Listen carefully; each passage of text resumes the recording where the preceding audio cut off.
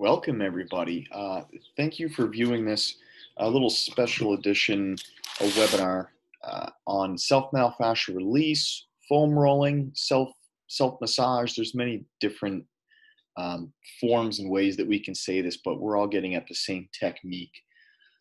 So we'll hop right into it. So some of the objectives of what I'm trying to get out of this presentation, this isn't the traditional what's what meetup that's been on the set format that Health Fitness has given.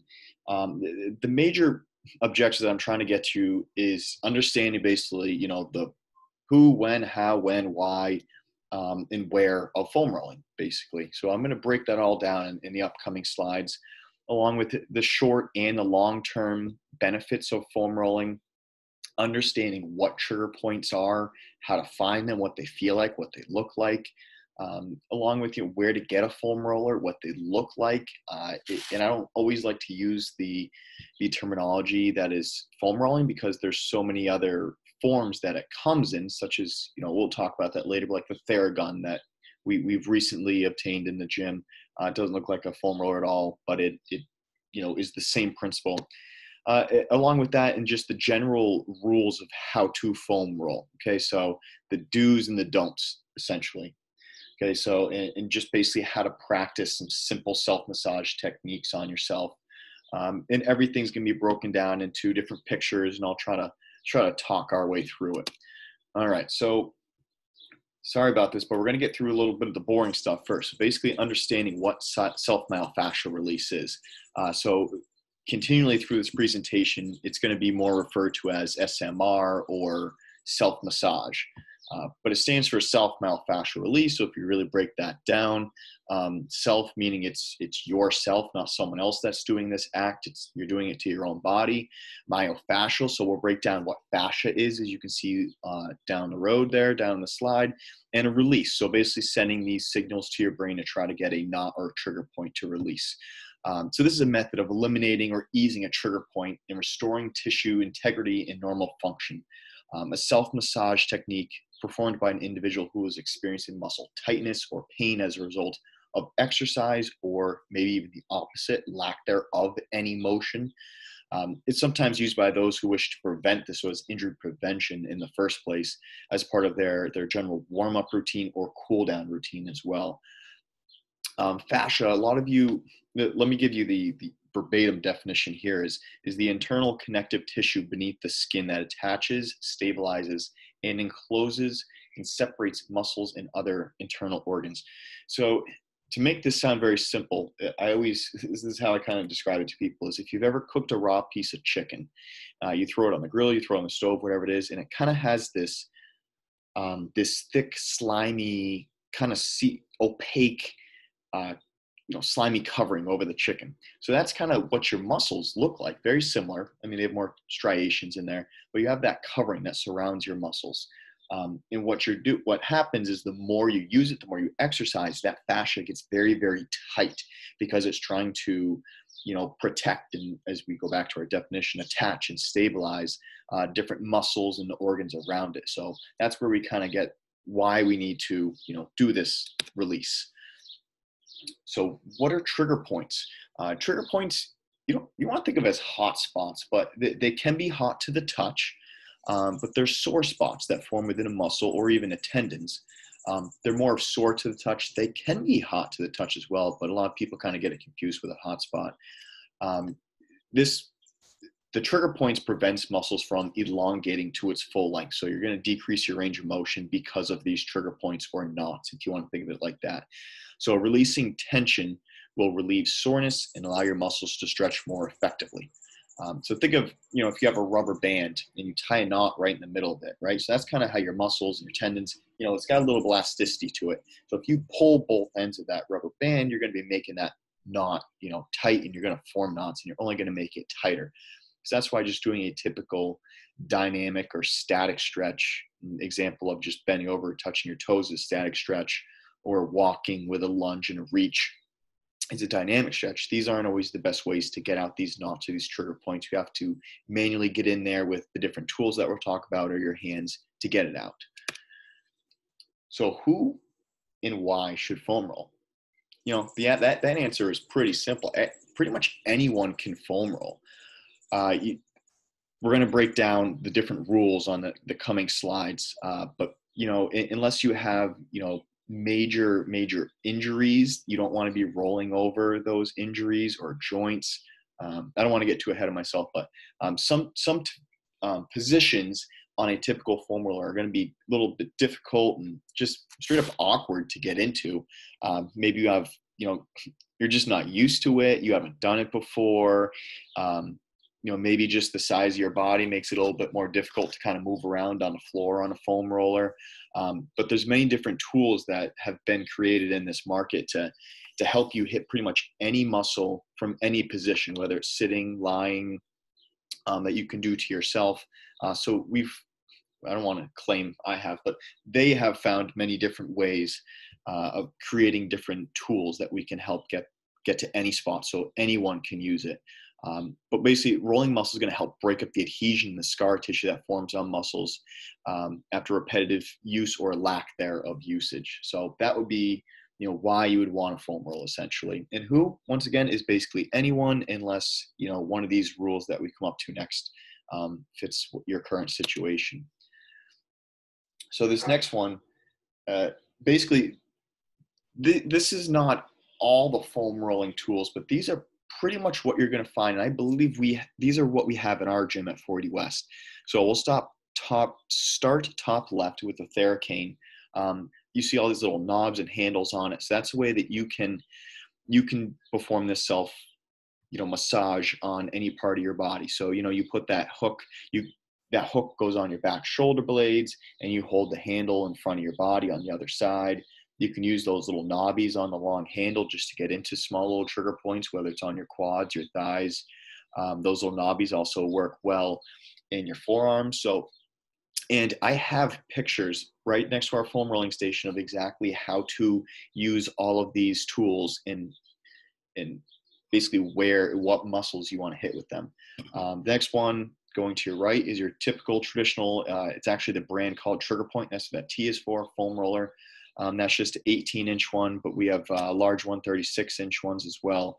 That's more of a soft type of foam roller that you roll around on. The next one to the right is a styrofoam half foam roller. So this is good to place right on your spine if you're lying on the ground. And that kind of gets your shoulder blades to depress and relax and get some relief that way. Bottom left is the Theragun. So it's a percussion gun. So that it's basically like a jigsaw, if you have any familiarity with a jigsaw. But there's a trigger on the top, and that ball moves up and down at 2 different speeds. And that handle also adjusts, so you can hit all different parts of your body, and it comes with different knobs that have basically just different shapes and firmnesses that can hit different muscles. We have that as well at the gym, but we keep it locked away in our office. So if you are interested in trying it out, let us know once we get back in, and we'll show you how to use it. Next one you're going to see is the little balls with different, I included different firmnesses and different shapes of them. You can also just use a tennis ball or a lacrosse ball, but these are good for getting, let's say, like underneath your feet. So if you have plantar fascia, you just want to roll around underneath your feet, or some of those hard to get spots in your shoulders, leaning up against a wall and pressing your shoulder into that ball and kind of moving around on it. The next one is called a P-knot. This specific one is the trademarked P-knot, where the developers are actually from Providence, Rhode Island. So right here in our backyard are the people who actually trademarked the P-knot. This one is also great for getting underneath the feet. The calves is a really good spot, along with those of you that run a lot and get shin splints, that can get in there. And also this goes right along the spine. The 2 knots go right on each side of these big old muscles that run up and down your spine. Those are good to release that. And then the last one, bottom right, is called a tiger tail. So it's basically just like a rolling pin.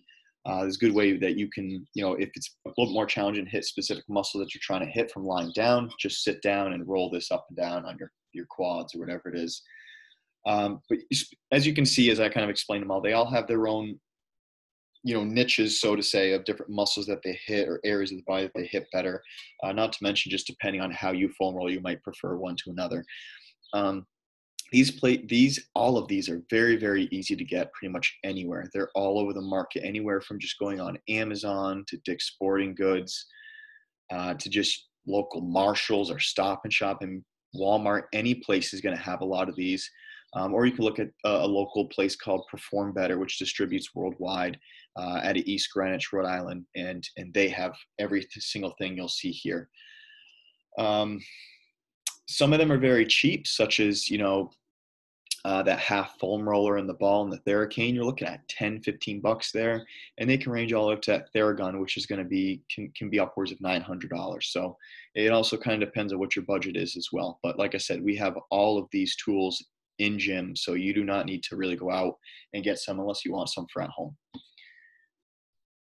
All right, so now we get to maybe the most important part of this. This is the rules, the general rules. So let's start with the don'ts. So I'll jump from the bottom and then the top. Don't roll over any joints. So if you have knee pain, don't roll over your knee. If you have neck pain, don't roll over your knee. Those are joints. Those are bones. There's no fascia there. And don't roll lower back, because you have a lot of internal organs that protrude and you can do some damage. On your T-spine, that's thoracic, your upper back. That is probably the one area that we do allow that's considered a joint that you should roll over. And at the bottom, don't roll over, as I started talking about this earlier, any acute injuries. So open wounds or bruises, or basically anything that's inflamed, all right? Open cuts, anything like that. Anything that hurts as not a direct relation to just over-exercise, that's an actual injury, don't roll over that. I don't know if I have included this in the presentation, but I'll just kind of say this. If you have knee pain, odds are it's not actual knee pain. It could be tightness in your quad, and then you want to roll out your quad. Or if you have tightness or pain in your ankle or shin, it's not direct ankle or shin. It could be tightness of fascia or a trigger point that's in your calves. Or plantar fascia, the tissue that wraps around underneath your foot. So basically what I'm saying is, there's a lot of things that people don't always attribute to just doing something simple as foam rolling that's actually going to help. If you have knee pain, odds are that, unless it's something seriously chronic, then, there's a foam roller can probably help you. So how to do this is you're going to look for different trigger points, areas of stiffness, soreness, and good pain. So basically, if you did a big leg day, you're going to want to roll out your quads, hamstrings, glutes. If you did an overall upper body day, then you're going to want to hit, some lats, which is in your back, some shoulders. If you spend a lot of time on the computer, on the phone, you're probably going to want to get into some self-massaging techniques in your forearms. That way you don't develop elbow issues like golf or tennis elbow, or basically anything of that nature. You can even do self-massage on your fingers. So the protocol is basically, don't rush through this. Take your time, focus on your breathing, don't stiffen up. You want to think of roughly 30 to 90 seconds on each area, which is typically going to be, so if you roll from all the way down to the quad, up to the quad, you consider that one pass. You want to think about 8 to 10 passes and do that 1 to 2 times per quad, right? You can be doing that daily. You can add this into a warm-up or cool down along with your mobility drills, or just add it, in itself along with some yoga, or just general, when you wake up, your daily routine. When to foam roll. So we kind of touched slightly on that, but I mean, there's really, any time's a good time to foam roll. Before you do an exercise, whether it's a group class or resistance training day, add it in with your warm-up. That's going to increase your mobility. Do it after your workout, once again, with resistance training or your run or your group class. Use it as a cool down. That's going to help send signals to your brain to start to relax. It's going to decrease your recovery time so that you're recovered quicker and you're not sore for the whole week. Whenever there's a knot in a certain muscle, maybe you slept wrong, you've been sitting in the wrong position for too long, you've been sitting in the car for a long time, you're going to develop knots in certain areas, you're going to get a trigger point, and that's where you want to roll. But what this does is, this basically sends signals to your brain that you need to release the knot. Okay, so your body works in so many different ways that we probably don't even realize. But that nervous system and everything is always sending signals throughout your body. Your brain's always receiving signals. Benefits. That's probably what you all came here for. Like, well, what can I get out of this? Well, this list is, I guess, fairly long, and I have a list when I developed this presentation that's about 5 times as long, but I tried to condense it into things or benefits that you would relate to the most.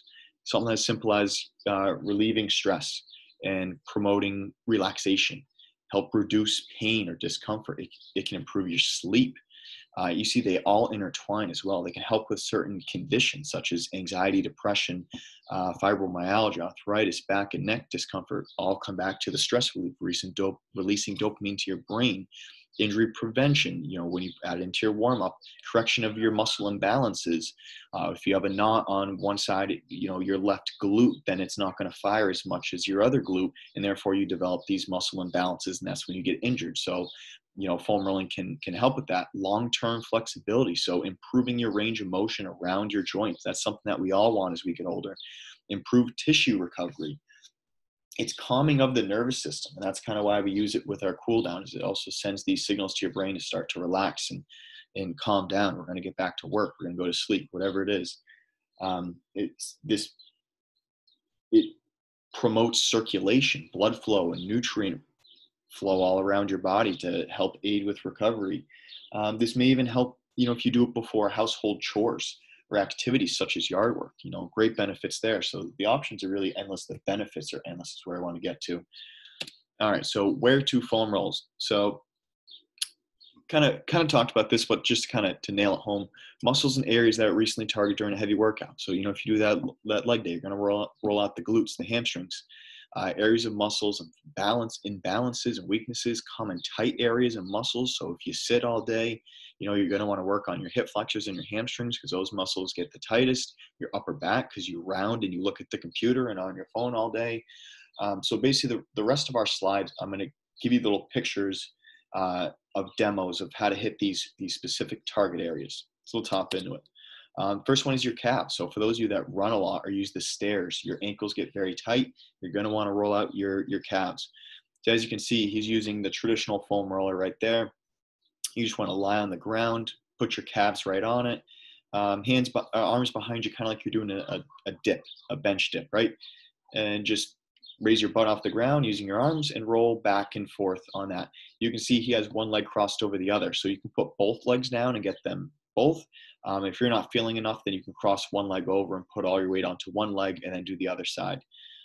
There's, of course, other ways that we can do this with that. Lacrosse ball, you can get in there and that can really hit the two different muscles, the gastro and the soleus. But we'll keep moving on. The IT band runs laterally from the outside of your hip to your knee. For those of you that follow us on Facebook, I posted a video on this a few weeks ago of about a 2 to 3 minute video of how to roll out your IT band. So I would defer to that video, but basically lie right on your side. Okay. You see that top leg crosses over. That's what you're going to help use to drive yourself back and forth. You want to roll almost into the hip and right before you get to the knee. So once again, we're not getting into any joints.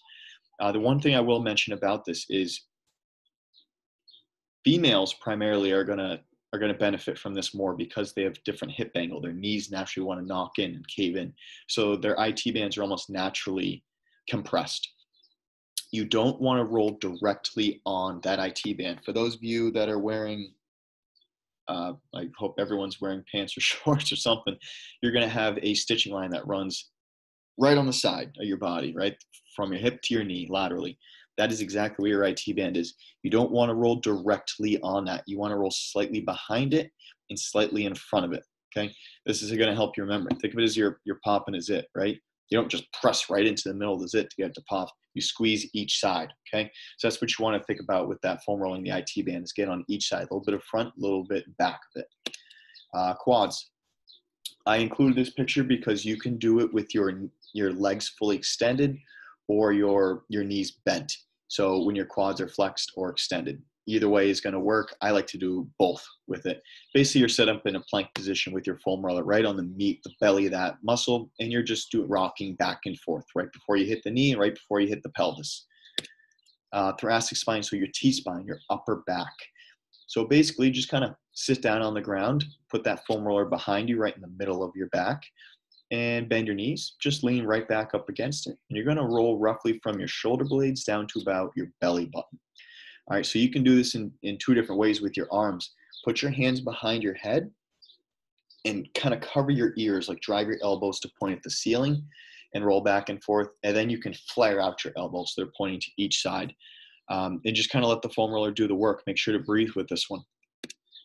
hip flexors and your TFL. So these are the muscles that get the tightest when you sit all day. This one is a little awkward to get into, but to help give you a little visual as to what this muscle is, if you're just standing up nice and tall and you bring one knee up into your chest, on the outside of your hip, right where your pocket is, right where you throw your cell phone in every day, there's this little ball that's going to flex right there. That's your meat of your muscle. That's your part of your hip flexors. Now, your hip flexors are a muscle group. It's not one specific muscle. That's what you're trying to hit. So as you can see, she kind of has that foam roller right on the entryway of where your pocket would be, right where you put your cell phone. And it's kind of awkward, but you just kind of want to move around a little bit. Once again, we have so many other tools that you can use if you don't want to be, flapping around on the ground like a fish. I can show you many other options, but glutes and piriformis. So this is the outside of your butt, the outside of your hips. This is a muscle that is extremely weak and commonly weak and tight. So this is one of those must-haves. And when you get on this spot, you are going to know it. Okay, your facial expression is going to change, and you're going to scream bloody murder because you're going to know exactly where it is. This muscle sits pretty deep. So this is another one I like to use a lacrosse ball or a tennis ball with, because it can really get in there. Basically, sit your butt right on that foam roller. If you're working your right glute, then you want to cross your right leg over. That way you have no weight on it. And you're just going to use that arm that's planted on the ground and that leg that's planted on the ground to kind of move around and find that spot right where it is. And once you find that spot, you're probably just going to want to sit right on it and breathe. Get that blood flow nutrients into there. Plantar fasciitis. This is a pretty common one, people that run a lot. So this is where I was saying you can either use the foam roller that I pictured on the right, or even right after you run and say it's inflamed, get a frozen juice concentrate and roll it out a little bit. That ice will help decrease the recovery time on it a little bit. But this is something that feels incredible. Get that lacrosse ball or tennis ball or that just massage ball underneath your foot. Apply some good pressure in and roll all around. Something you should try. If you've always wanted to bend down and touch your toes and you can't do it, grab a lacrosse ball and put it right underneath your heel and put all your weight on it. Well, the balls of your feet are planted on the ground, and hold that for about 30 seconds. And then move it up to the ball of your big toe and press into that for 30 seconds. And then the ball of your little toe, press in for 30 seconds. And then do it to the other foot. Little magic trick. Now stand up tall, bend over, and touch your toes. I guarantee you can now do it. That is one little example of how your body works and the kinetic chain, how everything is connected, just relieving some of the tissue that's connected from the toe to the heel and all the way up into the Achilles and then the calf and then the hamstrings and the hips. It's all directly connected, and that's a trigger point that can help relieve some tightness, and boom, you can now touch your toes. So you learned something new today with that. Another one that's very commonly tight when you sit all day along with your hip flexors is your hamstrings. This is behind your thigh, right? So it connects up into the hip and goes right behind the knee. Don't actually roll into the knee, but basically you just kind of want to sit on it, kind of like you're doing your glutes. Put your arms behind you, like you're doing a dip, and just roll back and forth between that belly, that muscle. All right. So there you go. Thank you for watching our self-myofascial release and self-massage PowerPoint. Hopefully you learned a lot. If you have any more questions or want some more demos by yours truly, feel free to reach out and I can help with any need you have. Thank you.